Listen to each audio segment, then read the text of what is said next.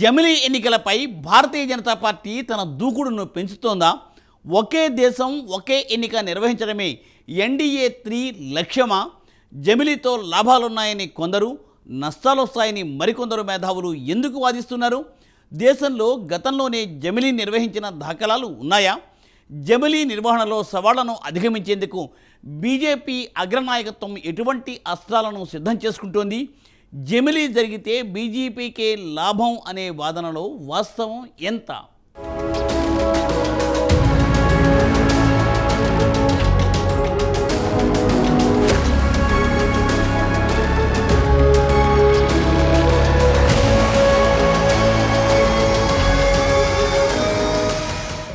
జమిలీ ఎన్నికలపై మరింత ఫోకస్ పెంచింది బీజేపీ. వన్ నేషన్ వన్ ఎలక్షన్పై ప్రజల్లో అవగాహన కల్పించాలని, మాటిమాటికి వచ్చే ఎన్నికలతో వచ్చే నష్టాన్ని వివరించాలని తాజాగా తెలంగాణ బీజేపీ ఎంపీలకు ఆ పార్టీ జాతీయ అధ్యక్షుడు జేపీ నడ్డా సూచించారు.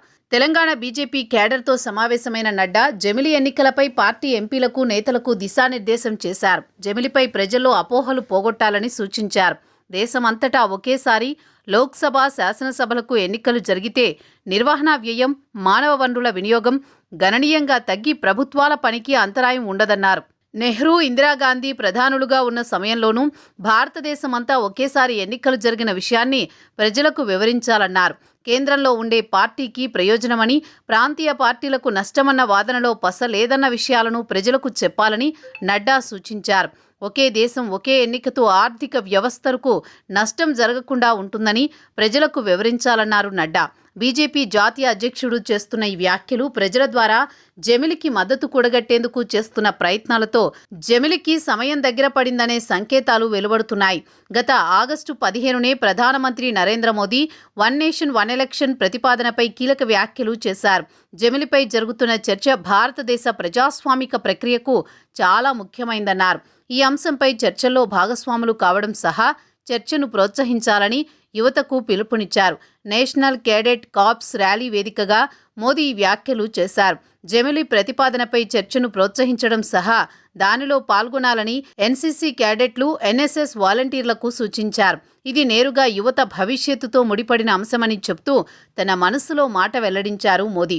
మన దేశంలో ఎన్నికల నిర్వహణ అనేది నిరంతర ప్రక్రియగా మారిపోయింది. భారత్కు స్వాతంత్ర్యం వచ్చాక చాలా ఏళ్లపాటు జమిలీ ఎన్నికలే జరిగాయి. కొన్ని కారణాల వల్ల ఈ విధానం అమలుకు ఆకస్మిక అంతరాలు ఎదురయ్యాయి. దీంతో రాష్ట్రాల స్థాయిలో, జాతీయ స్థాయిలో వేర్వేరుగా ఎన్నికలు నిర్వహించాల్సిన పరిస్థితి వచ్చింది. ఇది దేశానికి పెద్ద సవాల్గా మారిందన్నారు. ఇలా తన వ్యక్తిగత అభిప్రాయంగానూ మోదీ జమిలీపై ఓపెన్ స్టేట్మెంట్ ఇచ్చారు.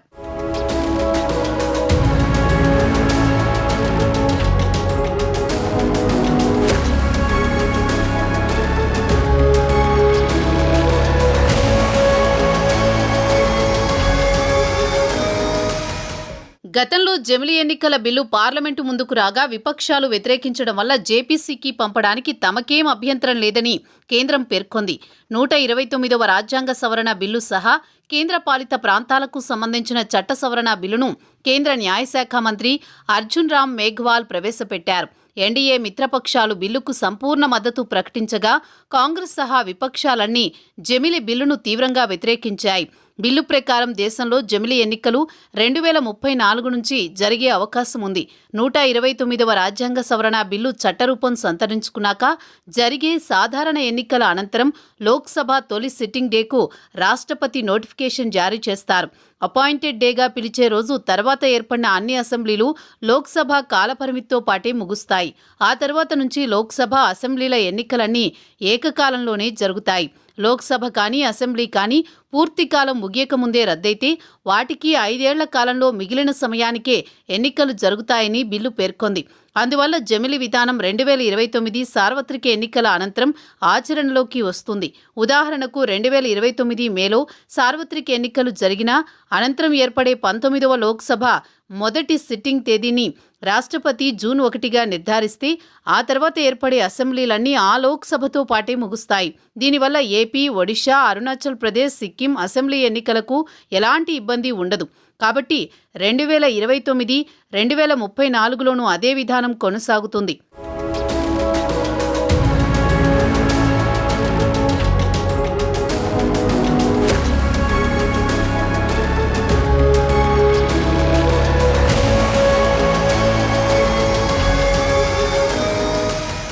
తెలంగాణ, రాజస్థాన్, మధ్యప్రదేశ్, ఛత్తీస్గఢ్లకు తర్వాత అసెంబ్లీ ఎన్నికలు 2028 నవంబర్, డిసెంబర్లో జరిగి 2033 నవంబర్ వరకు అధికారంలో ఉంటాయి.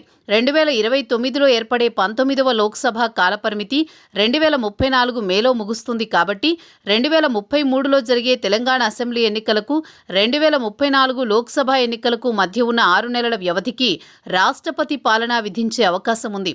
2028 మే, జూన్ నెలల్లో జరిగే కర్ణాటక, త్రిపుర, మేఘాలయ, నాగాలాండ్ లాంటి రాష్ట్రాల అసెంబ్లీలు 2033 మే, జూన్లలో ముగుస్తాయి. 2034తో జరిగే లోక్సభ ఎన్నికలతో వీటికి ఏడాది వ్యవధి ఉంటుంది కాబట్టి ఆ ఏడాదికి అసెంబ్లీ ఎన్నికలు నిర్వహిస్తారా లేదా వాటికి రాష్ట్రపతి పాలన అమలు చేస్తారా అనేది చూడాలి. మిగిలిన రాష్ట్రాల్లోనూ ముందు వెనుక ఎన్నికలు ఉండడంతో వాటి గురించి ఏం చేస్తారన్నది చూడాలి. లోక్సభ, శాసనసభలకు ఏకకాలంలో ఎన్నికలు నిర్వహించాలనే ఉద్దేశం ఒకే దేశం ఒకే ఎన్నిక బిల్లును ఎన్డీఏ ప్రభుత్వం పార్లమెంటు ముందుకు తెచ్చింది. ఎంతో కాలంగా తర్జన భర్జన పడిన కేంద్రం 2024 డిసెంబర్ 17న లోక్సభలో కేంద్ర న్యాయశాఖ మంత్రి అర్జున్ రామ్ మేఘ్వాల్ బిల్లును లోక్సభ ముందుకు తీసుకువచ్చారు. మొదట ప్రతిపక్ష పార్టీలు వ్యతిరేకించిన బిల్లును ప్రవేశపెట్టడంపై ఓటింగ్ నిర్వహించారు.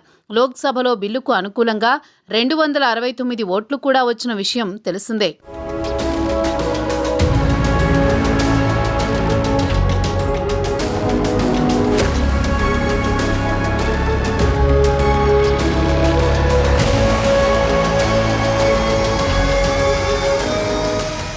దేశమంతా ఒకేసారి ఎన్నికలు జరిపితే ఎంత ఖర్చవుతుంది, బీజేపీ చెప్తున్నట్టు తక్కువ అవుతుందా అనేది ఒకసారి చూస్తే లోక్సభ, రాష్ట్రాల అసెంబ్లీ ఎన్నికలు ఒకేసారి నిర్వహిస్తే ఎంత ఖర్చవుతుందనే విషయంపై ఇప్పటికే సెంటర్ ఫర్ మీడియా సర్వీసెస్ సుమారు అంచనాలను విడుదల చేసింది.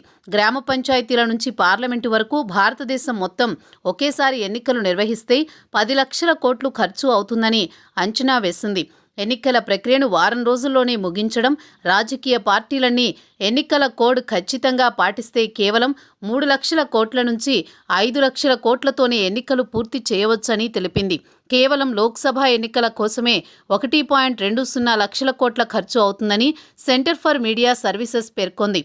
అయితే ఖర్చు పరంగానూ జమిలిని తప్పుపట్టేవారు లేకపోలేదు. వేర్వేరు సమయాల్లో వచ్చే రకరకాల ఎన్నికల వల్ల వృధా అవుతున్న ఖర్చును జమిలి తగ్గిస్తుందనడాన్ని వారు కొట్టిపారేస్తున్నారు. లోక్సభ ఎన్నికలతో అన్ని రాష్ట్రాల శాసనసభ ఎన్నికలను కలగలిపే సవరణ వల్ల స్వల్ప వ్యవధిలోనే అనవసరంగా ఎన్నికలు జరపాల్సిన పరిస్థితి ఎదురవుతుందని ఇప్పుడు ప్రతిపాదిస్తున్న రాజ్యాంగ సవరణ ప్రకారం ఒక రాష్ట్ర శాసనసభ 5 ఏళ్ల కాలానికి ఎన్నికవుతుంది. ఆ ప్రభుత్వం పడిపోతే మిగిలిన పదవీ కాలానికి ఎన్నిక జరుగుతుంది. ఫలితమేమంటే 5 ఏళ్లలో మిగిలిన కాలం గడిచిపోగానే మరో ఎన్నిక వస్తుంది. కాబట్టి ఆ 5 ఏళ్ల కాలంలో 3 ఎన్నికలు జరపాల్సి ఉంటుందని, ఇదే గనక లోక్సభ స్థాయిలో జరిగితే దేశవ్యాప్తంగా 5 ఏళ్ల కాలంలో 3 సార్లు ఎన్నికలు జరపాల్సి ఉంటుంది.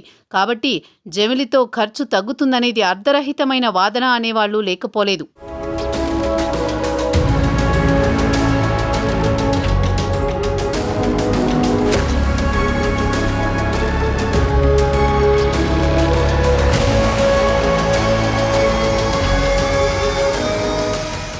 తరచూ ఎన్నికల వల్ల ఎన్నికల కోడ్ అమల్లో ఉంచడంతో అభివృద్ధి కార్యక్రమాలు నిలిచిపోతున్నాయనేది మరో వాదన. లోక్సభ ఎన్నికలు జరిగినప్పుడు దేశమంతా ఎన్నికల కోడ్ వర్తిస్తుంది. అప్పుడు కేంద్రంలో ఆపద్ధర్మ ప్రభుత్వం ఉంటుంది. ఆ ఆపద్ధర్మ ప్రభుత్వానికి కొత్త పథకాలను, నిర్ణయాలను తీసుకునే అవకాశం ఉండదు. వివిధ రాష్ట్రాలలో ఎన్నికలు జరిగేటప్పుడు అక్కడ అదే పరిస్థితి ఉంటుంది. ఇలా పలు రాష్ట్రాల్లో ఎన్నికలు జరుగుతున్నప్పుడు కేంద్ర ప్రభుత్వం స్తంభించదు. ఎన్నికలు జరిగే రాష్ట్రాల్లో ఓటర్లను ప్రభావితం చేసే కొత్త పథకాలు, రాయితీలు ప్రకటించడం మీదే ఆంక్షలు ఉంటాయి. రోజువారీ పరిపాలన, అంతకుముందు అమలులో ఉన్న పథకాలు యథావిధిగా కొనసాగుతాయి. గతంలో కొన్ని రాష్ట్రాల ఎన్నికల సమయంలో కేంద్ర బడ్జెట్ ప్రవేశపెట్టడం ఎన్నికల కోడ్ వల్ల ఆగిపోలేదు. ఎన్నికల కోడ్ వల్ల పాలన స్తంభించడం లేదు. ప్రభుత్వాన్ని నడిపే పెద్దలు ప్రతి ఎన్నికల్లోనూ, శాసనసభ లేదా మున్సిపల్ కార్పొరేషన్ ఎన్నికల్లోనూ తామే అభ్యర్థులమైనట్టు ఆయా పార్టీల మంత్రులు, ముఖ్యమంత్రులు పాలన పక్కనబెట్టి ప్రచారంలో గల్లీ గల్లీకి తిరిగే పద్ధతి వల్లే పాలనకు అసలైన ఆటంకం కలుగుతుంది.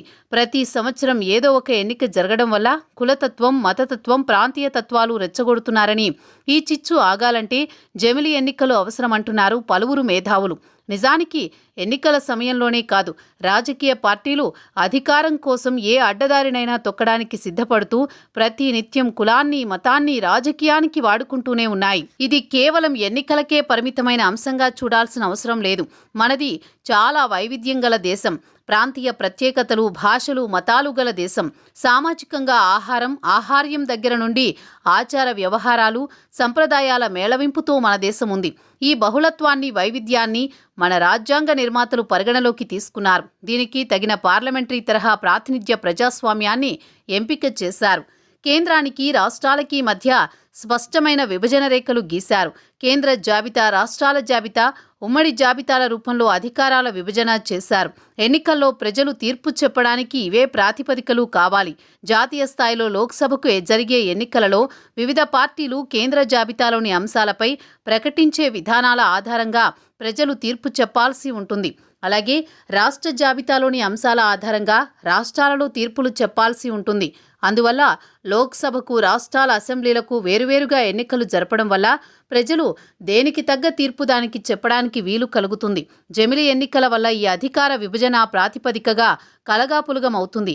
దానికి జాతీయ, రాష్ట్ర అంశాలలో ఏదో ఒకదానికే ప్రాధాన్యత లభిస్తుంది. అలాంటి కలగాపులగపు తీర్పు వాంఛనీయం కాదు అనేది జమిలిని వ్యతిరేకిస్తున్న వారి వాదన.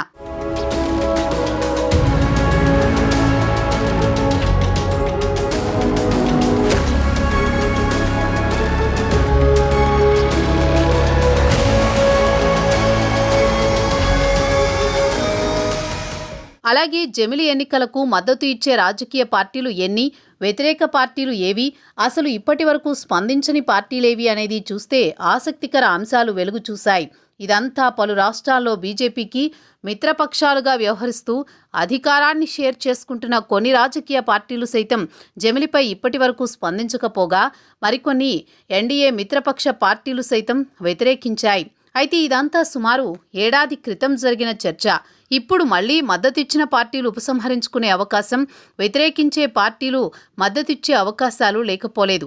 ఏడాది క్రితం మద్దతిచ్చిన పార్టీలు చూస్తే బీజేపీ, అన్నాడీఎంకే, ఆప్నాదళ్, బిజు జనతాదళ్, అసోం గణ పరిషత్, శివసేన, జేడీయూ, అకాలీదళ్ పార్టీలు జమిలి బిల్లుకు మద్దతు ఇచ్చాయి. వ్యతిరేకిస్తున్న పార్టీలు చూస్తే Congress, CPM, Trinamool Congress, Samajwadi party, Majlis party, CPI, DMK, BSP, Aam Aadmi పార్టీలు వ్యతిరేకించాయి. ఇక తెలుగు రాష్ట్రాల్లోని తెలుగుదేశం, వైఎస్ఆర్సీపీ, భారత రాష్ట్ర సమితితో పాటు దేశంలోని NCP, RJD, RLD, JDS, Jharkhand Mukti Morcha, Indian Union Muslim League, National Conference, Kerala Congress పార్టీలు ఇప్పటి వరకు స్పందించలేదు. అటు కేంద్రం కూడా స్పందించని పార్టీల అభిప్రాయాన్ని తెలుసుకునే ప్రయత్నమూ చేయలేదు.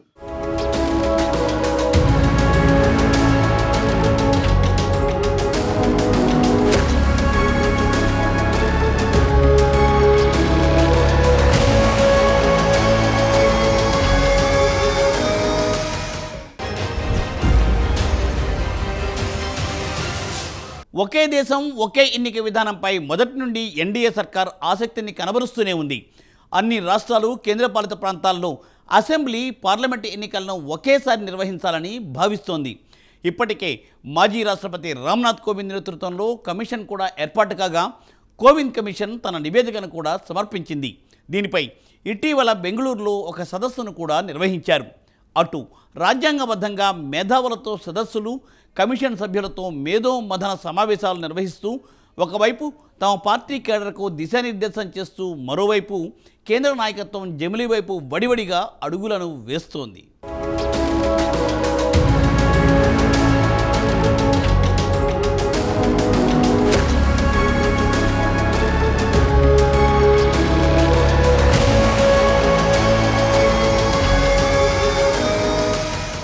మాజీ రాష్ట్రపతి రామ్నాథ్ కోవింద్ నేతృత్వంలో ఏర్పాటు చేసిన కోవింద్ కమిషన్ కేంద్రానికి నివేదిక సమర్పించింది. ఇటీవల బెంగళూరు వేదికగా ఒకే దేశం ఒకే ఎన్నిక ముఖ్యత, సవాళ్లు, ప్రభావం పేరుతో కర్ణాటక ఛాంబర్ ఆఫ్ కామర్స్ ఆధ్వర్యంలో సదస్సు నిర్వహించారు. మాజీ ఉపరాష్ట్రపతి వెంకయ్యనాయుడు బెంగళూరు సమావేశానికి హాజరై పలు ఆసక్తికర అంశాలు వెల్లడించారు. 1952లో దేశంలో మొట్టమొదటిసారి సార్వత్రిక ఎన్నికలు జరిగాయని, అనంతరం 1967 వరకు దేశమంతా ఒకేసారి ఎన్నికలు జరిగాయని గుర్తు చేశారు.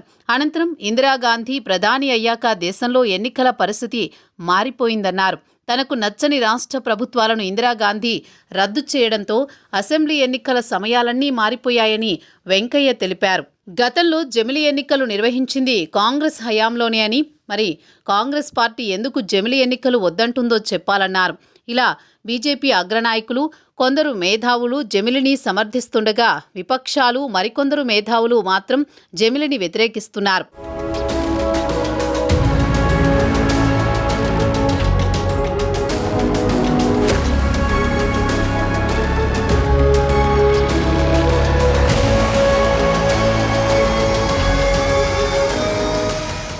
ఏకకాలంలో ఎన్నికలు జరిగితే ప్రాంతీయ పార్టీల మనుగడ ప్రశ్నార్థకమవుతుందని ఆయా పార్టీలు ఆందోళన వ్యక్తం చేస్తున్నాయి. ఏకకాలంలో ఎన్నికలు నిర్వహించే ప్రక్రియతో స్థానిక సంస్థల సమస్యలు పరిష్కారం కాకుండా పోయే ప్రమాదం ఉందని మరికొందరు అంటున్నారు. రాష్ట్ర, జాతీయ స్థాయిలో ఓటర్లు ఒకే పార్టీకి పట్టం కట్టే అవకాశమూ లేకపోలేదని, తద్వారా స్థానిక పార్టీలు లేదా ప్రాంతీయ పార్టీల ఉనికే ప్రమాదంలో పడే అవకాశం ఉందని చెబుతున్నారు. ఒకే దేశం, ఒకే ఎన్నిక అమల్లోకి వస్తే ప్రచారంలో జాతీయ విషయాలే ప్రాధాన్యత అంశాలుగా మారతాయి. స్థానిక అంశాలు, సమస్యలు కనిపించకుండా పోతాయని ప్రాంతీయ పార్టీలు ఆందోళన చెందుతున్నాయి.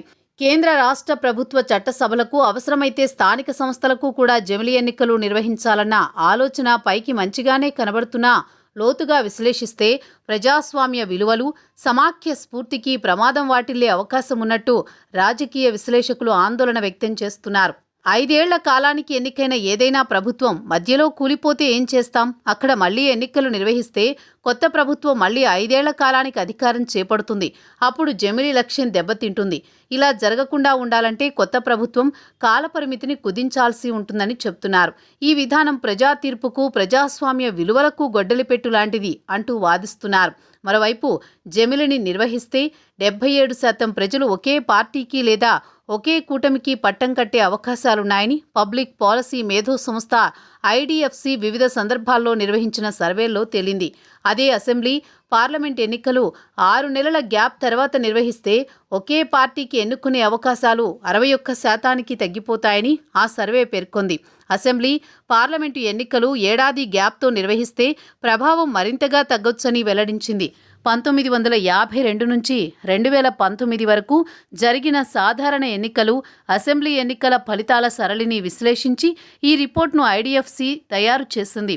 గత లోక్సభ ఎన్నికల్లో బీజేపీ ఆశించిన ఫలితాలు రాలేదని, అందుకే ప్రధాని మోదీ, హోంమంత్రి అమిత్ షా, బీజేపీ అగ్రనేతలు జమిలి ఎన్నికల నిర్వహణకు పట్టుబడుతున్నట్లు ఆరోపణలు వినిపిస్తున్నాయి.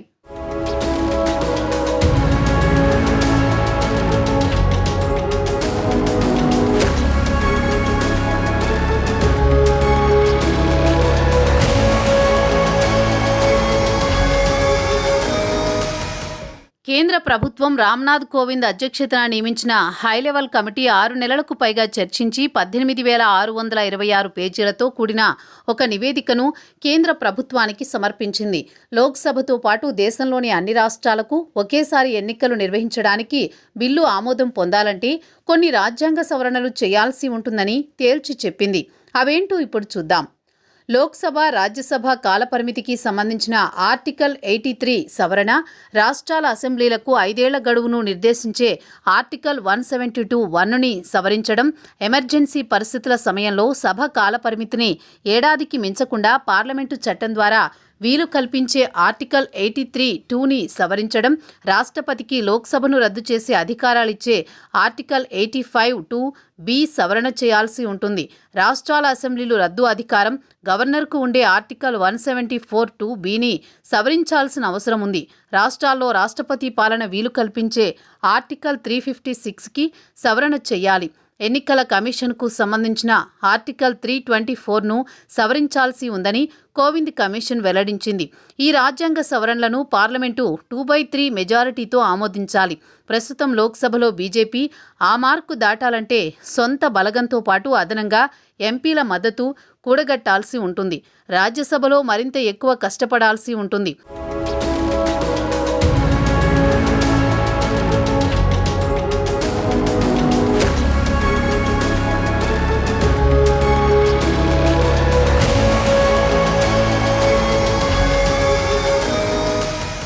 దేశానికి స్వాతంత్రం వచ్చిన తర్వాత మొదట్లో దేశవ్యాప్తంగా ఒకేసారి లోక్సభతో పాటు రాష్ట్రాల అసెంబ్లీలకు ఎన్నికలు జరిగేవి. దేశంలో జరిగిన 1957, 62, 67 సాధారణ ఎన్నికలు జమిలి ఎన్నికలే కావడం గమనార్హం. ఆ తర్వాత వివిధ కారణాలతో లోక్సభకు ఒకసారి, ఇతర రాష్ట్రాల అసెంబ్లీలకు ఒక్కోసారి ఎన్నికలు నిర్వహించడం జరుగుతోంది. అయితే 1980లోనే జమిలి ఎన్నికల అంశంపై తెరపైకి వచ్చింది.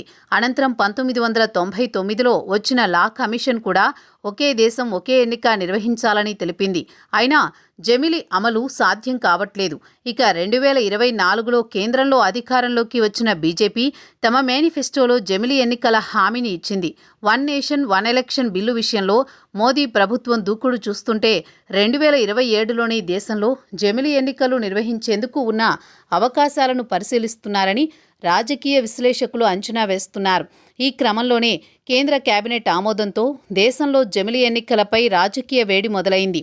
ప్రతికూల వాదనలను పట్టించుకోకుండా జమిలి ఎన్నికలపై ముందుకు వెళ్లేలా కనిపిస్తోంది. అసలు 1951 నుండి 2019 వరకు దేశంలో ఎన్నికలు ఎలా జరిగాయో చూద్దాం. 1951, 52, 1957, 1962, 67 సంవత్సరాల్లో లోక్సభకు, రాష్ట్రాల శాసనసభలకు ఏకకాలంలో ఎన్నికలు జరిగాయి. ఇలాంటి ఏర్పాటుకు వీలుగా బీహార్, బొంబాయి, మద్రాస్, మైసూర్, పంజాబ్, యూపీ, పశ్చిమ బెంగాల్ శాసనసభలను వాటి పదవీకాలం ముగియకముందే రద్దు చేశారు. 1961, 70 వరకు బీహార్, కేరళ, పంజాబ్, యూపీ, బంగాళ్లలో 3 సార్లు ఎన్నికలు జరిగాయి. 1971, 80 వరకు ఈ 10 ఏళ్లలో పరిస్థితి మరింత దిగజారింది. ఏకంగా 14 రాష్ట్రాల్లో 3 సార్లు ఎన్నికలు నిర్వహించాల్సి వచ్చింది. ఒడిశాలోనైతే 4 సార్లు జరిగాయి. 1981, 90 వరకు 5 రాష్ట్రాల్లో 3 సార్లు చొప్పున ఎన్నికలు నిర్వహించారు. 1991, 2000 వరకు 2 రాష్ట్రాల్లో 3 సార్లు శాసనసభ ఎన్నికలు జరిగాయి. లోక్సభ ఏకంగా 4 సార్లు ఎన్నికలకు వెళ్లింది. 1983 సంవత్సరంలో ఎన్నికల సంఘం వార్షిక నివేదిక జమిలి ఎన్నికల ఆలోచనను తెరపైకి తెచ్చింది. 2002లో వేర్వేరు ఎన్నికల నిర్వహణ బదులు ఏకకాలానికి మారాలని రాజ్యాంగ పనితీరుపై సమీక్షకు నియమితమైన జాతీయ కమిషన్ కోరింది. 1999, 2015, 2018లలో లా కమిషన్ కూడా ఒకేసారి ఎన్నికలకు సిఫార్సు చేసింది. 2015లో సిబ్బంది, ప్రజా ఫిర్యాదులు, న్యాయశాఖల స్థాయి సంఘం సమగ్రంగా అధ్యయనం చేసి 2 దశల్లో ఏకకాల ఎన్నికల పూర్తికి ఆచరణాత్మక విధానాలు సూచించింది. 2017 జనవరిలో లోక్సభ, శాసనసభలకు ఒకేసారి ఎన్నికలు జరపడంపై విశ్లేషణ నీతి ఆయోగ్ వర్కింగ్ పేపర్ రూపొందించింది. 2019లో పాలనా సంస్కరణలపై ఢిల్లీలో అఖిలపక్ష సమావేశంలో చర్చ జరిగింది. ప్రధాన అంశాల్లో ఒకటిగా జమిలి ఎన్నికలు ఉన్నాయి.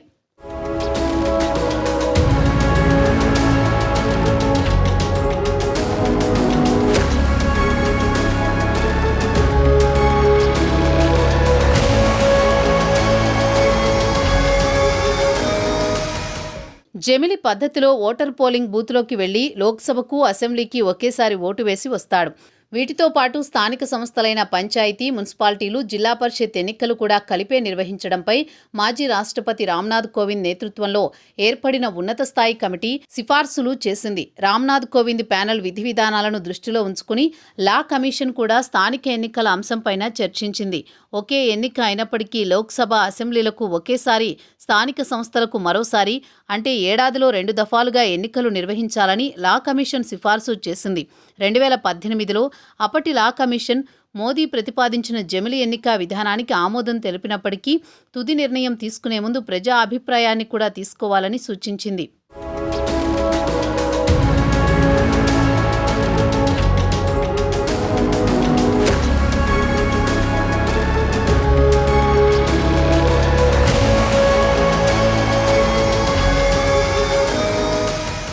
వన్ నేషన్ వన్ ఎలక్షన్పై జరిగితే కొన్ని రాష్ట్రాల్లో అధికార పార్టీలు లాభపడగా మరికొన్ని రాష్ట్రాల్లో అధికార పార్టీలు నష్టపోతాయి.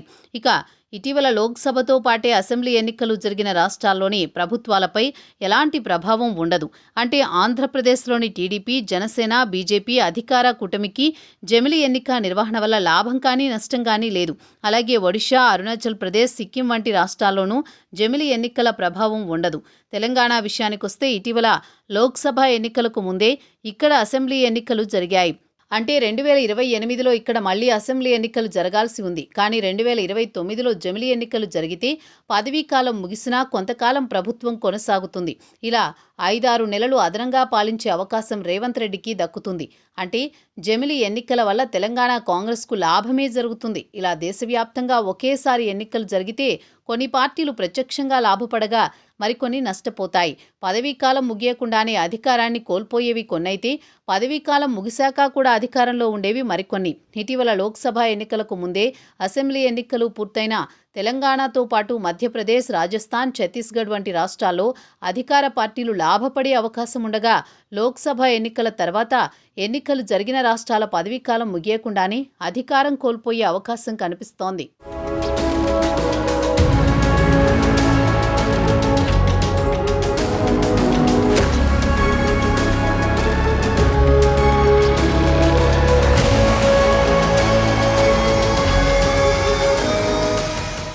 జమిలీ ఆమోదానికి 362 మంది ఎంపీల మద్దతు అవసరం కాగా ప్రస్తుతం లోక్సభలో ఎన్డీఏకు 293 మంది సభ్యుల బలం ఉంది. రాజ్యసభలో ఎన్డీఏకు 121 మంది సభ్యుల బలం కూడా ఉంది. కాగా జమిలీ ఆమోదానికి 164 మంది ఎంపీల మద్దతు అవసరం. పార్లమెంటరీ ప్రజాస్వామ్యమే కాకుండా సమాఖ్య వ్యవస్థ గల దేశం కావడంతో రాష్ట్ర ప్రభుత్వాల మాటకు కూడా ఇక్కడ విలువ ఉంటుంది. పార్లమెంటుతో పాటు దేశంలోని సగం రాష్ట్రాల అసెంబ్లీలు ఖచ్చితంగా జమిలీకి ఆమోదముద్ర వేయాలి. అంటే 14 రాష్ట్రాలకు పైగా జమిలీకి ఓకే చెప్పాలి. బీజేపీ సారథ్యంలోని ఎన్డీఏకు సొంతంగా 20 రాష్ట్రాల్లో అధికారం ఉంది. అందులో బీజేపీ సొంతంగా 13 రాష్ట్రాల్లో అధికారంలో ఉంది. మరోవైపు కేంద్రం ఒకేసారి మహిళా రిజర్వేషన్లు, లోక్సభ సీట్ల పెంపు, జమిలీ ఎన్నికల విధానం అమలు చేసే యోచనలో ఉన్నట్లు తెలియవస్తోంది. ఇవన్నీ ఎన్డీఏ సర్కార్ ఎలా అధిగమించి ముందుకు వెళ్తుందో కాలమే తేల్చి చెప్పాలి. ఇది ఇవాల్టి బర్నింగ్ ఇష్యూ.